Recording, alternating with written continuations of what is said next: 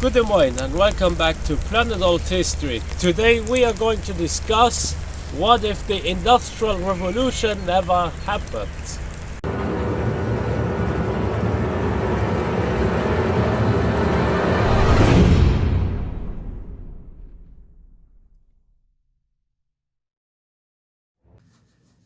First of all, let's discuss what the Industrial Revolution actually means. Before the Industrial Revolution, most of the production was done, of course, by hands or tools which could be used with our hands.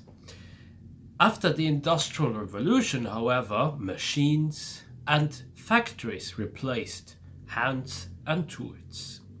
The Industrial Revolution started in Britain during the 18th century, but there were also other places in the world which came really close to the Industrial Revolution. And one such place that I have in my mind right now is China during the Song Dynasty.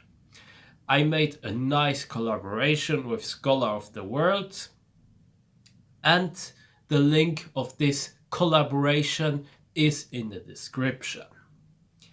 The Roman Empire is also another good candidate who was very close for a potential industrial revolution because of some interesting technology that was invented during that time. The link is also in the description. Check it out. Now, what about the Industrial Revolution again? Let's come back to that point. The Industrial Revolution had not only this about changing tools and hands to factories or machines, but it also had, therefore, an economic, a cultural and also technological impact. Iron and steel became more used. New energy sources as coal, the steam engine, electricity and petroleum, they also became more used. There were new machines invented which allowed it to replace humans. And the factory system, the division of labor, specialization of functions, all of this became more widespread, and also transportation and communication, they changed forever with the invention and application of the locomotive, for instance, and the telegraph. And with all of that came also an increase of goods, the increase of agricultural output, the demographic explosion, especially in cities, and also once more an increase in consumption. Third of all, Britain was not the only place that the Industrial Revolution happened. There were also, of course, other places where it happened after or almost at the same time as in Britain. One of these places is, for instance, Belgium, which became fully industrialized. Bohemia, it also became very industrialized. And the German Empire, while not being industrialized immediately, well, they advanced at very, very rapid rates. The Industrial Revolution also brought different goals for each nation and an industrialized warfare. Many more people they could die with a single blow. People became disposable because of the demographic increase that happened. And also the arms industry was making more money than ever before. But what if all of that changed? What if the Industrial Revolution never happens? The world as we know would be very different. One thing is for sure, that without the Industrial Revolution, the question that arises is then, when would it actually happen? It was only a question of time until it would eventually happen. But let's just say that certain technologies, they would just never be made, certain inventions, they would just never happen, and certain people or certain classes would just never invest their money in said technologies, or what would bring those technologies. The first thing we can say is that Asia will remain the place where most of the production happens. Why? Because they had a higher population than Europe, first of all. While the European nations, they were very powerful, and actually already during the times of the colonialization, they were the most powerful. They won't see this absolute dominance that they had with the Industrial Revolution, where we had suddenly all of Africa just divided, more colonies in Asia, and even more power, especially within their military forces. We won't just see that. Many goods will remain very expensive and luxurious. It will take more time to be produced, and it will also again take more time because it will all come by ships. Thus, rivers and the sea remain the most important connection with the outside world. Port cities will certainly see a demographic growth as it did in OTL, but we won't see this sudden explosion where everyone wants to move to the cities because of the jobs that will appear in there. Instead, the world, especially Europe, will remain very rural and agricultural. And agriculture will remain, for the most part, the backbone of the economy, or the world economy even. Except for a few specific parts, of course, but we will not go into details.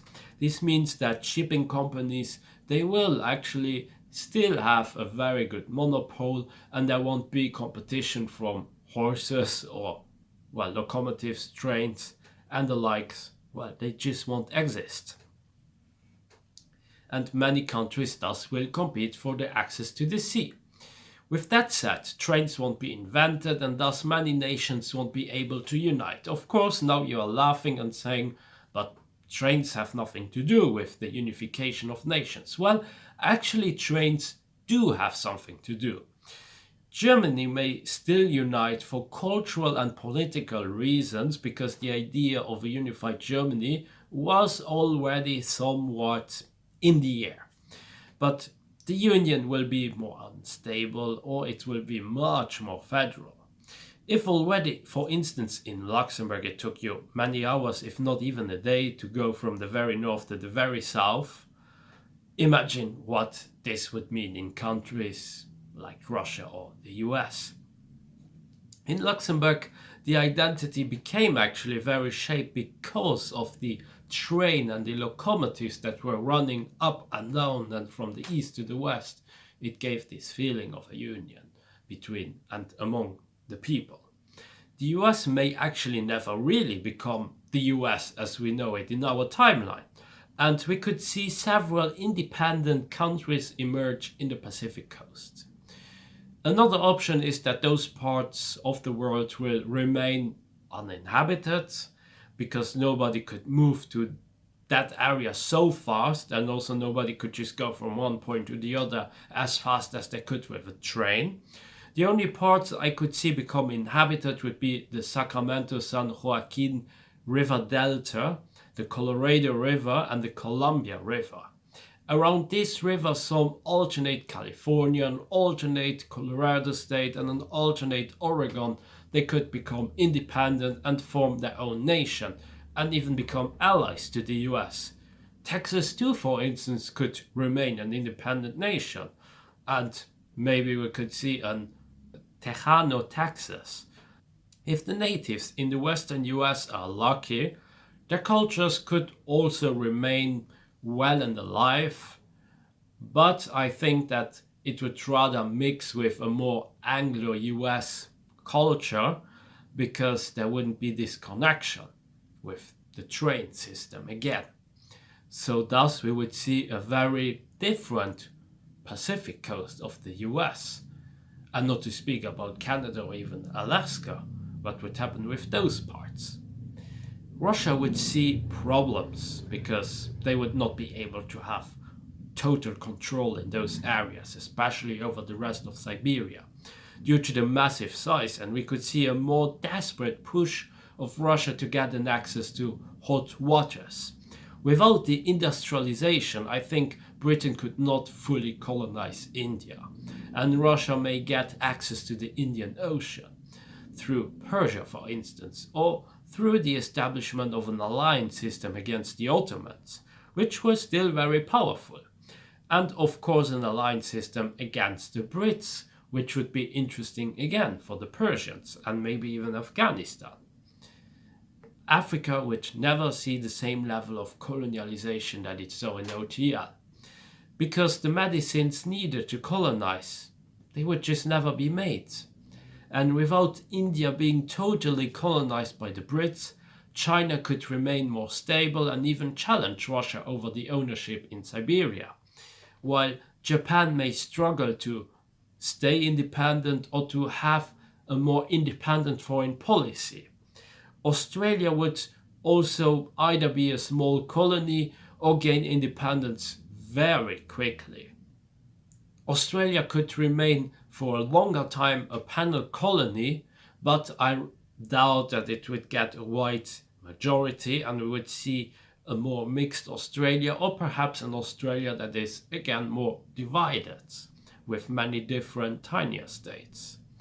Brazil would also be in a very difficult spot, because with the Amazon jungle and also with all the geographical areas that Brazil has and also the isolated areas, Brazil would not be able to stay fully united, and we could see many smaller states emerge. One example I could take from history would be, for instance, the Peruvian-Bolivian Confederation, where both countries, they used to be one and then they just split up. Or also Gran Colombia, where you had Colombia, Panama, Venezuela and Ecuador, and now you have 4 states. Many more water and sea access wars, they would be led in this alternate world, mainly by Russia or also countries like Bolivia or Paraguay, for instance. Other countries all over the world, they will try to do the same, but I cannot predict which countries would exactly do that. If a country's river is cut off, or it has to endure a blockage, its trade, its growth, and thus its economy will quickly die off. That's why a country like Britain would have good cards in remaining a great power, but not to the same extent as in OTL. Imagine it as a more light version of a British Empire, or a Britain with more alliances. In such a world, neither the population nor the development could possibly be the same as it is in OTL. In such a world, we would still be sailing clipper ships, be highly rural, use the horses, and have difficulties combating starvation or the spread of illnesses due to the lack of development. A more positive part of this ATL is that without the Industrial Revolution, we would never get extreme wars as we had with World War I or World War II, because the factories wouldn't be there to outproduce each other. We wouldn't have such a dramatic arms race between countries, and there wouldn't also be the human resource needed to lead such destructive wars. Every soldier would actually be more appreciated, because we could not just replace each soldier with just another person. Just imagine how Russia was during those wars. They could just replace one with another because they had a massive population for that time.